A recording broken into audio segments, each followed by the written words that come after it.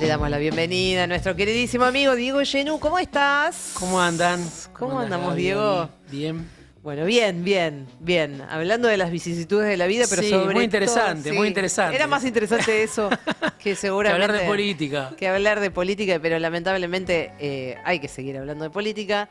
Hay que seguir analizando sobre todo el momento en el que está el presidente, ¿no? Javier Milei, sobre todo después de estas últimas horas, de lo que pasó el miércoles pasado con esa derrota 12-0, con la cadena nacional del viernes que denota algo de todo esto que está pasando. ¿Qué momento está viviendo para vos hoy? ¿Qué se puede analizar del momento actual de Javier Milei? Es un momento difícil para el presidente porque se queda sin nafta unos metros antes de llegar a las elecciones, que era su gran objetivo, ¿no? Si uno piensa cuál era la misión de Milei, era llegar con la inflación a la baja y un poco más de vitalidad política, no cobrando tanto, no tanta paliza en el Congreso como la que viene sufriendo La Libertad Avanza. Las dos cosas están fallando, ¿no? Venimos de una inestabilidad hace algunas semanas con el dólar que se acomodó, hay un nuevo equilibrio del dólar, pero más alto de lo que el gobierno hubiera querido. En el medio eso tiene siempre costo para el gobierno, para el Estado, traslado a precio, para gran parte de la población que gana en pesos. Bueno, tuviste el sacudón económico y ahora venís de un sacudón político, una nueva derrota, vos decías 12-0. Los decretos de Sturzenegger, que el gobierno no los pudo sostener en la Cámara de Diputados, proyectos que la oposición logra aprobar contra la voluntad del gobierno. O sea, no solo el gobierno no puede con los proyectos propios, sino que la oposición le aprueba sus propios proyectos. Es una doble derrota, ¿no? Y después la conferencia de prensa, la cadena nacional del presidente, rodeado del equipo económico del viernes, que no dejó nada nuevo, ¿no? Porque más allá de la puesta en escena, con Bausili, con Caputo, con Kirno, con el equipo económico, más allá de eso, no hay nada que haya dicho Milei ahí que ya no supiéramos. Que el ajuste está mal, que el ajuste está bien, que si hay un proyecto que se aprueba y no tiene financiamiento, le van a tener que demostrar los opositores de dónde sacan la plata, que él no va a emitir más, lo cual es falso porque permanentemente el gobierno también emite, ¿no? Sí, a mí me llamó la atención eso, una cosa que decíamos hoy al comienzo del programa. Que generalmente se elige los viernes hacer una cadena nacional cuando por ahí se va a hacer un anuncio económico, entonces vos querés que no salte todo por los aires, entonces que haya esas 48 horas para que la cosa se pueda ir acomodando, que cuando abran los mercados el lunes, bueno, no estalle todo. Ahora, esta cadena en particular no la entendí. No la entendí. O sea, habla evidentemente de una situación compleja, digamos, para el gobierno y que hay como... Está medio perdido el asunto, ¿no? Sí, y no es que vos no la entendiste.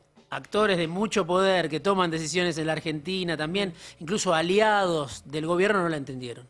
Entonces quedó Milei entrampado, por un lado, entre la derrota en la Cámara de Diputados, por otro lado, sin la iniciativa política que necesitaría, porque no tiene, pareciera hoy que el gobierno no tiene nada nuevo para ofrecer. Entonces es aguantar con este esquema hasta que lleguen las elecciones y ahí Milei dice, bueno, si tengo el apoyo voy a ir por las reformas que necesito. Pero le quedaron lejos las elecciones, se quedó sin nafta antes y bueno, está en un problema el gobierno porque no logra recuperar la iniciativa. Hacer una cadena nacional y que después de la cadena nacional nada se altere, te habla de una debilidad del presidente, ¿no? Eso, digo, me parece que hay que subrayar, resaltar la palabra debilidad, que de todas formas eso no necesariamente va a tener un correlato en las próximas elecciones en Provincia de Buenos Aires y en octubre. Eso no lo sabemos. Además, se sigue viendo, por lo menos en algunas encuestadoras, que Sí. no es que baja demasiado su imagen. Tal vez el tema de la intención de voto depende de quién, depende de qué nombres, depende si vos encuestás por nombre o por partido político. Digo, no necesariamente esta debilidad que está mostrando el gobierno tenga... digo para que no nos entusiasmemos Sí, sí, tanto. sí, no, hay que ver, hay O, que ver. o vos sí, o vos estás No, viendo a ver, algo hay que como contar los votos. En la provincia de Buenos Aires, yo pienso que el peronismo puede hacer una buena elección. Porque sabemos, es el bastión de lo que fue el kirchnerismo en su momento, con el gobernador Kicillof, con los intendentes. Hay que verlo. Las encuestas que tiene el gobierno muestran que en la tercera sección electoral el gobierno pierde mal.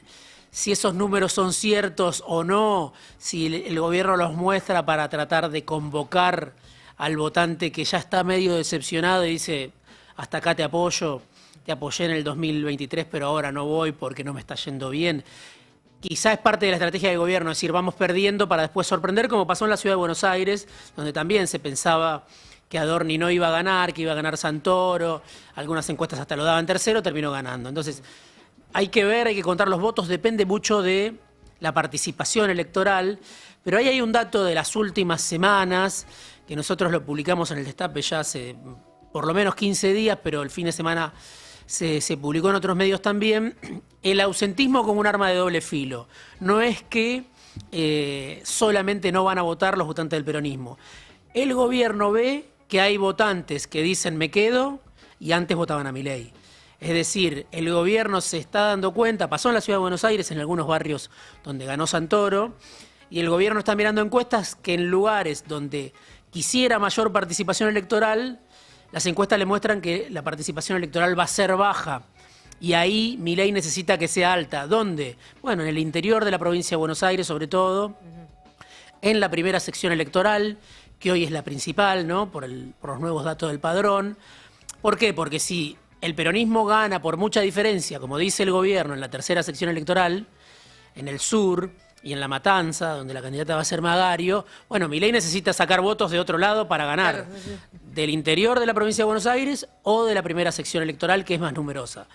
Entonces, quizá todo hace prever que en la primera sección electoral puede ganar Milei o tiene más chances, pero no por tanta diferencia como... Como habían imaginado en un comienzo, ¿no? Exacto. Ahí están palo y palo. Exacto.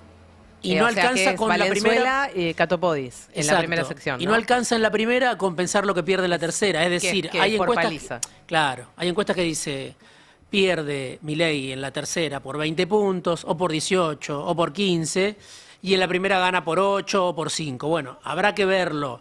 Entonces, otra vez, necesita que haya más alta participación electoral, sobre todo en el interior de la provincia de Buenos Aires, donde hay 2 secciones electorales y 4 municipios donde aparecen fuerzas de centro. Una se llama Hechos, que tiene base en Pergamino y San Nicolás. La otra es Somos Buenos Aires, que es más conocida porque hay dirigentes más conocidos a nivel nacional, que puede pesar en Junín, puede pesar en Chivilcoy. Bueno, ahí te nombré 4 municipios donde Milei necesita que sus votantes vayan a votar. Porque el ausentismo no lo beneficia. Hasta ahora se pensaba Milei con un 30% y la gente no va a votar, bien. Bueno, ahora empieza a pensar, quizá no. Entonces, algo tiene que inventar el gobierno, dar algún tipo de argumento. La baja de las retenciones va un poco en ese sentido porque impacta en esos municipios del interior de la provincia de Buenos Aires, como gesto sobre todo, para Sí, invitar... hay que ver si se alcanza de todas formas, ¿no? Porque, digamos, este anuncio como que retrotrae las retenciones a lo que había quedado. En el digamos, primer antes de la- trimestre, en el primer, entre marzo y junio, bajaron las retenciones. Después el gobierno las La subió, sube y ahora vuelve, digamos, vuelve a bajarlas. Por eso digo, está, vos decías, confundido. Yo decía en la nota del Destape del fin de semana, está empantanado Milei, porque no termina de tener una iniciativa que le permita recuperar la fuerza, la agenda, le cuesta un montón, hace una cadena y no queda nada nuevo, no queda un tema para discutir después de la cadena. Y la debilidad que se está viendo por estas horas no solamente está demostrada, digamos, digamos, en la pata política electoral, en el Congreso, también empieza a rugir este plan, si es que se le puede llamar de esta manera, digamos, en el empresariado, ¿no? Sí. Hay algo ahí que está empezando a pasar. Sí, bueno, la semana pasada, hace 10, 15 días, se conoció un grupo de gobernadores del centro, gobernadores del centro político y de todo el país, ¿no? Gobernadores de provincias muy importantes, Yarlora de Córdoba, Puyaro de Santa Fe, Sadir de Jujuy, Nacho Torres de Chubut, Vidal de Santa Cruz. ¿Qué quiere decir esto? Esos nombres pueden ser reemplazados por otros sustantivos: agronegocio, industria, petróleo, minería. En esas provincias, Santa Cruz, Chubut, Santa Fe, Jujuy, donde está el litio, hay gobernadores que están parados sobre recursos naturales muy importantes, sobre provincias que exportan. Y bueno, hay un sector del empresariado que dice esto: Milei se queda sin nafta, empecemos a pensar en un plan B, quizá tiene que surgir una alternativa más moderada de centro. Obviamente falta mucho, obviamente hay que ver si aparece un candidato presidencial, estamos recién llegando a las legislativas, pero es un síntoma, un primer síntoma. Y la semana pasada también tuviste otro dato importante, yo lo cuento en la nota del Destape, una cerealera que se llama Dreyfus, muy importante, una de las gigantes que operan en el comercio exterior, en el agronegocio, llamando por teléfono a los diputados para lograr de que no frenen uno de los decretos, el decreto 340 de Sturzenegger, que tiene que ver con la marina mercante. Sí. Mucha gente no termina de saber bien a qué. Y de darle la dimensión que corresponde, ¿no? Tiene mucho que También ver ahí. porque tiene que ver obviamente con las aguas interiores de la Argentina, con la soberanía, y uno de los puntos que plantea ese decreto es que limita el derecho a huelga. Por eso, Hay algo. por eso resuena. Y Dreyfus llamando a jefes de bloque, diputados muy importantes, pidiéndole, un directivo de esa multinacional, pidiéndole que no tiren abajo el decreto de Sturzenegger.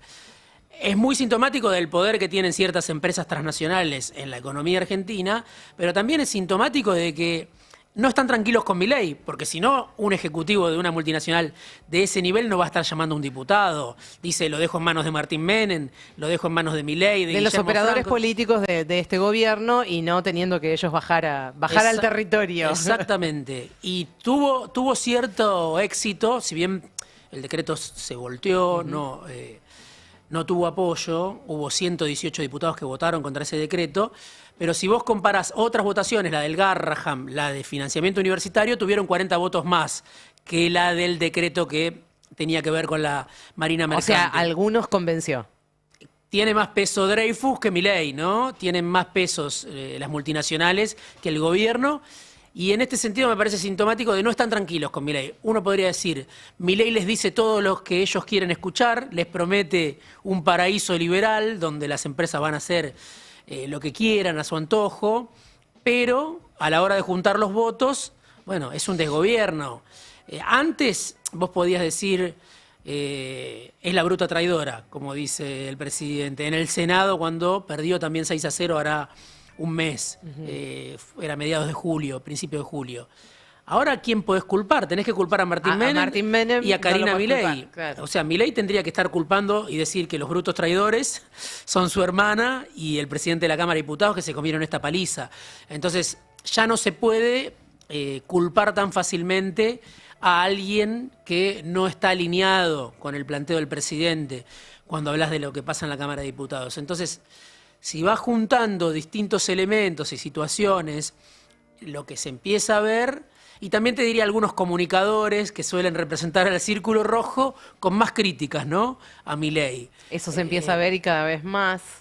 Luego tenés también, bueno, lo que mencionábamos hoy, digamos, un panorama económico que empieza a crujir fuerte, sobre todo porque ahora, bueno, tenés estos vencimientos que se supone que se vienen. No nos vamos a meter la pata económica, pero tener, digamos, el informe de la CAME Sí. de hace unas horas, Sí. hablando de la baja del consumo del último mes, del 6% intermensual, cuando venimos de un mes donde se supone que ahí tenés el aguinaldo, donde históricamente repunta un poco el consumo, y sin embargo tenemos un 6% abajo, me parece a mí me parece como el número a mirar hoy.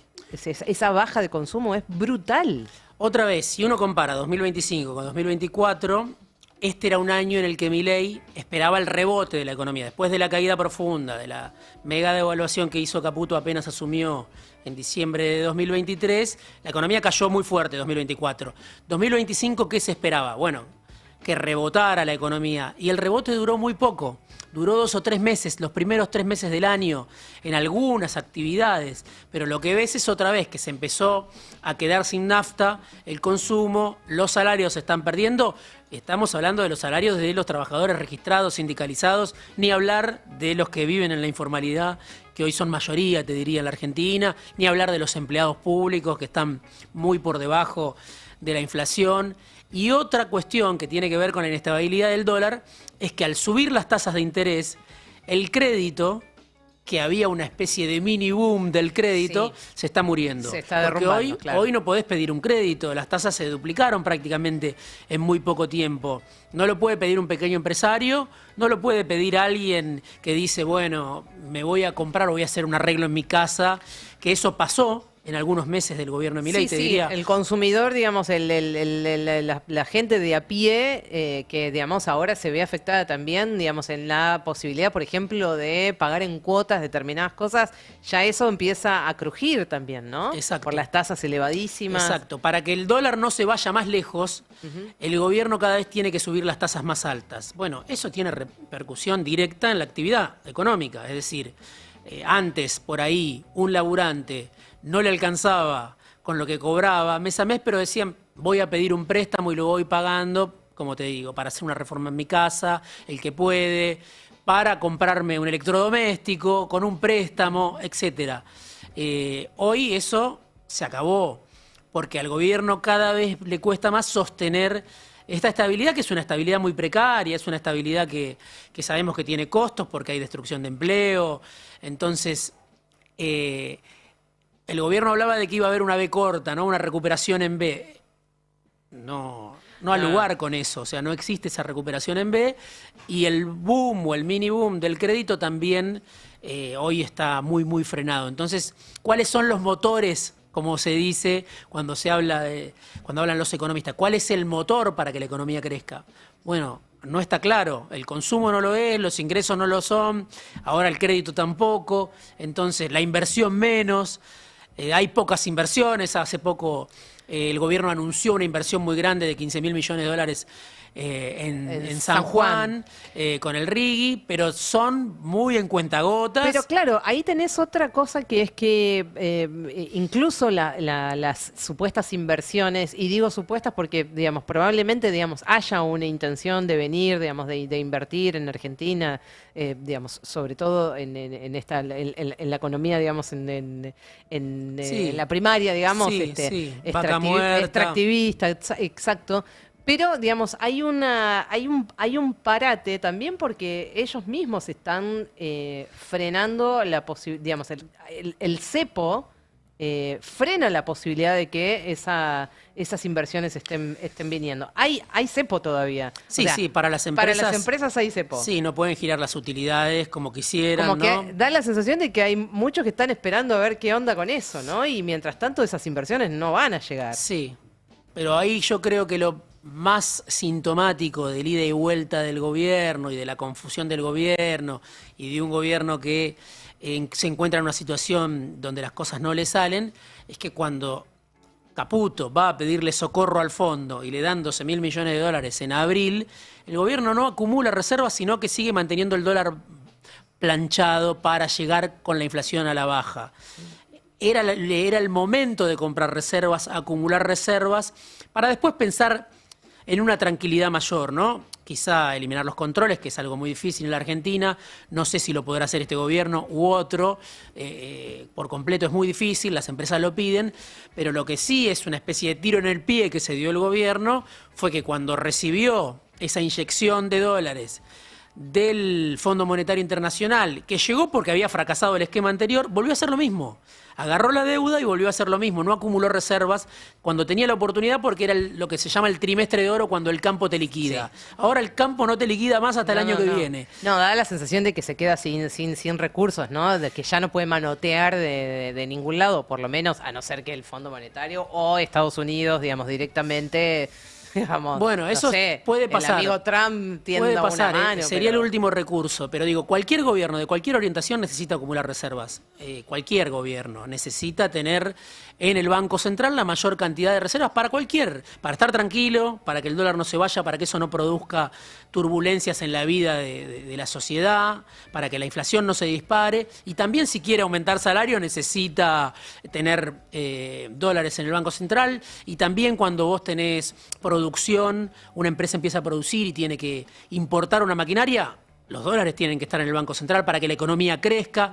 Entonces, el gobierno es un gobierno bastante punk en muchos sentidos, como si no hubiera un mañana. Bueno, lo hizo así y después tuvo que salir a comprar, obligado para que el fondo le dé estos 2.000 millones de dólares, los últimos que les dio hace 10 días, pero salir a comprar caro, cuando hubiera podido comprar más barato.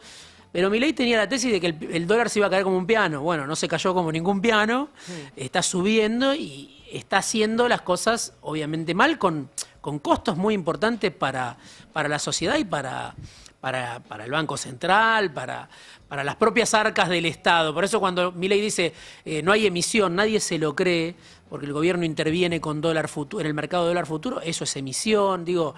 lo saben, los primeros que lo saben son los aliados del gobierno, que es un gobierno que va y viene, improvisa, no hace las cosas cuando las tiene que hacer y ahora se queda sin nafta, sin la iniciativa, en un momento en el que justamente el gobierno esperaba ser ratificado en las urnas. ¿Puede suceder? Puede suceder, por supuesto, porque el principal anzuelo que tiene este gobierno es decir, yo bajé la inflación de...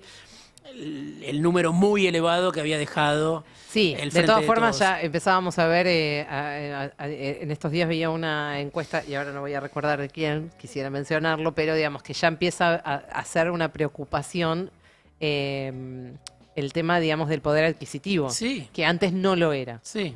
¿No? Sí, y el empleo. El empleo, el poder adquisitivo, o sea, como...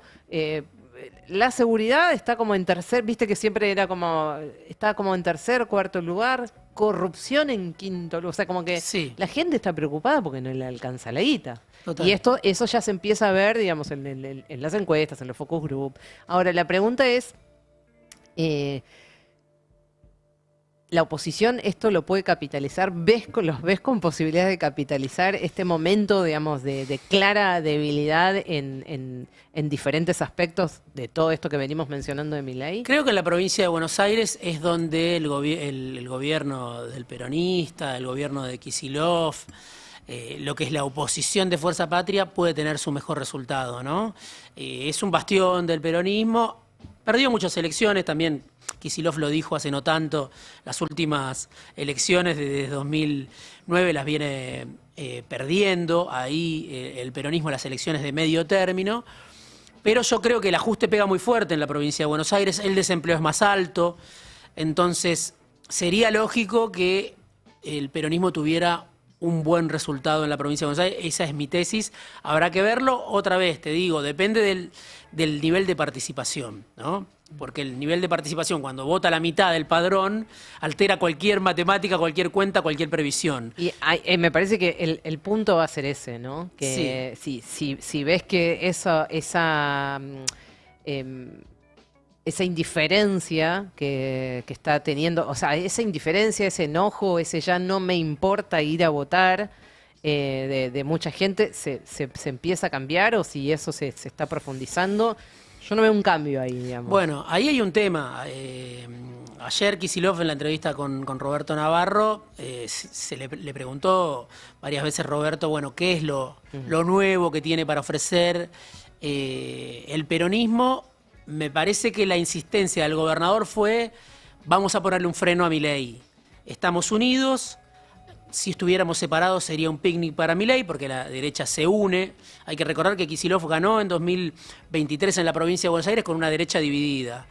hoy la fisonomía de la derecha cambió por completo, ya el PRO no existe más, o es una colectora de La Libertad Avanza, de todas maneras van unidos. Entonces, sin duda es un riesgo mayor para el peronismo cuando se unifica la derecha.